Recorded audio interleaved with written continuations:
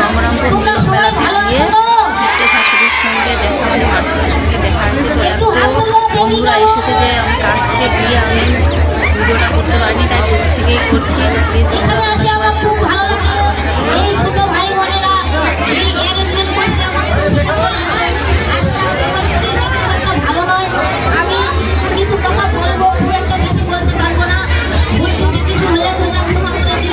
নিজের ভাই বোন মা